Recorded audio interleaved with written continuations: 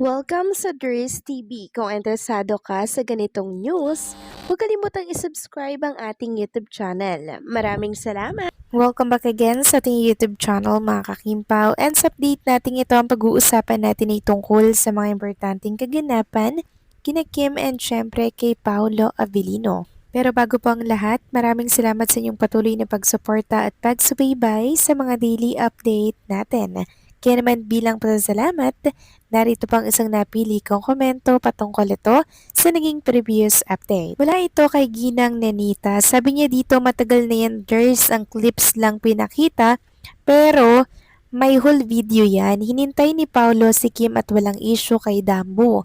Paolo is a professional and respectful man. Hindi yan kahit kailan mang mangyayari. Mga bashers lang ang nagpapalaki sa issue kahit wala naman. Don't engage sa mga negaders. Alam natin true ugali ni Paolo at gaano siya karespeto kay Kim. So maraming salamat po sa inyo komento, Ginang Nenita. Ang dahilan po kasi ng pagbabalik ng video clip na yan ay tungkol po doon sa pa-blind item ng isang kapamilya page tungkol sa isang aktor na kung saan ay nag-a-attitude daw. Kaya naman itong ilang mga bashers isinesend po sa comment section yung mga video na negative about Paolo Avellino, na si Paolo daw po mga kakimpaw, yung may negative na ugali and attitude para po may divert nga po mga kakimpaw yung tungkol po sa totoong pa-blind item kung sino yon. Pinagtatakpan po nila sa pamamagitan ng pagpo-post ng mga old issue about Kim and Paolo. Yun po yung dahilan kung bakit natin natalakay ang tungkol dito. Binabalik po nila para mapagtakpan yung iniingatan po nilang aktor na kung saan ayun pala yung iniidolo po nila mga kakimpaw. Ngayon nabisto po natin na yun pala ay ano ni Jay mga kakimpaw. O doon pa lang 'di ba? Sobra talaga yung inis at galit nila kay Paolo para po ibagsak yung tao kahit wala namang ginagawa. 'Di ba? Kilala po natin si Paolo at paulit-ulit ko pong sinasabi yan sa mga update natin na nililinaw ko po ang mga issue na kumakalat ngayon sa mundo ng social media para hindi po malito yung iba. Yun po yung dahilan kung bakit pinag-uusapan natin ang tungkol dyan kahit matagal na po yan. Okay?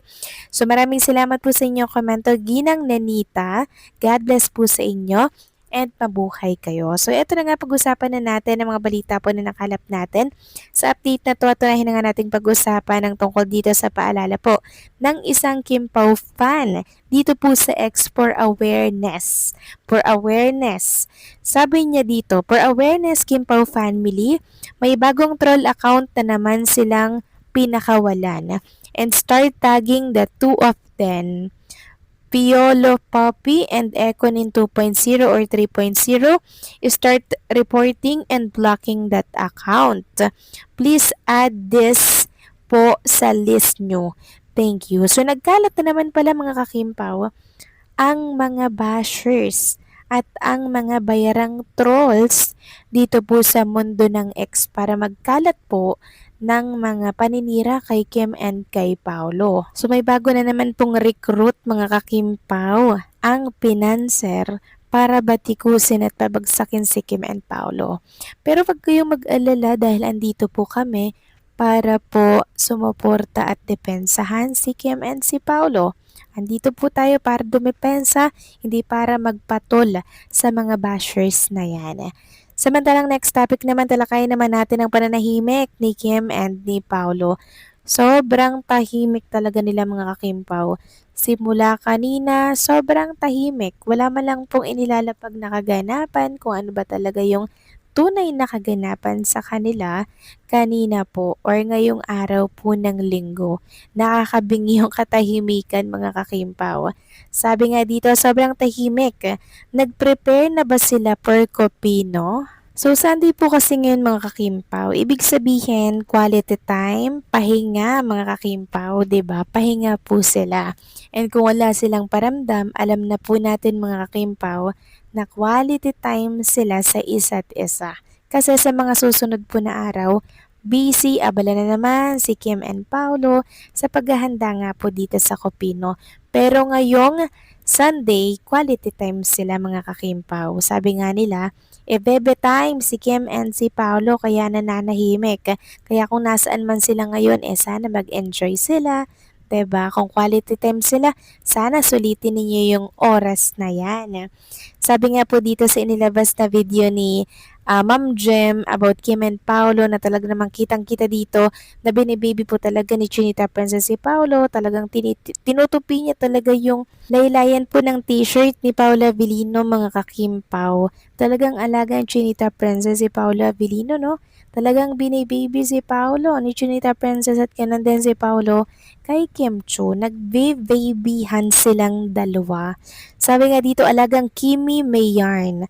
Yan lang naman ang gusto niya, yung alagaan siya. Sobrang mapagmahal talaga nitong si Chinita Princess mga kakimpaw, no? Kung baga pag minahal mo tong babaeng to, hindi mo na siya papakawalan. Kasi asa kanya na po lahat. Maalaga, mapagmahal, talagang loyal po, 'di ba? 100% talaga binibigay niya po mga kakimpaw. Syunga na lamang talaga yung dalawang ex niya dahil pinakawalan pa siya. Mabuti pa si Paolo nakita po ni Paolo yung worth ni Chinita Princess, 'di ba? Kaya si Paolo talaga naman pong binabalik yung pagmamahal na pinapakita ni Chinita Princess sa kanya. Triple po ang pagbabalik ni Paolo kasi gusto po ni Chinita Princess mas mahal siya ng lalaki kumpara sa kanyang pagmamahal. Mas gusto niyang mas mahal siya kaysa mahal niya mga kakimpaw. Kung bagay naninigurado na si Chinita Princess na hindi siya iiwan, kaya gusto niya dapat mahal ako, mas mahal ako kumpara sa pagmamahal ko. Kasi every time nga naman na pag nagmamahal si Kim ng todo, mga Kimpaw, nauuwi po sa hiwalayan, di ba katulad po nung dalawa niyang naging ex na talaga namang 11 years pa yung isa doon and ang tagal po ng taon at panahong ginugol niya doon. Tapos ang ending, naghanap din po pala ng iba. 'Di ba? Kaya si Kim Chu, natuto na mga kakimpaw. Yan yung mabigat na desisyon ni Chinita Princess sa kanyang puso, sa kanyang buhay na dapat mas mahal ako ng isang lalaki. 'Di ba? Para hindi na ako iwan. Kasi ilang taon na si Kim Chu, 36 na, malapit na yung mag-40, ilang years na lang mga kakimpaw. 'Di ba? Although kahit hindi halata, pero ang age kasi hindi mapatatakasan yan mga kakimpaw Kaya si Kim Chu naninigurado na talaga kay Paula Avellino na dapat mas mahal mo ko. Kasi kung mas mahal kita, baka iwanan mo lang ako. O, di ba ganyan katalino si Chinita Princess? And hopefully, Paolo, ingatan mo ang puso ng Chinita Princess namin kasi deserve niya yan. So, kayo ba mga kakimpo, anong masasabi ninyo dito? Please comment down below.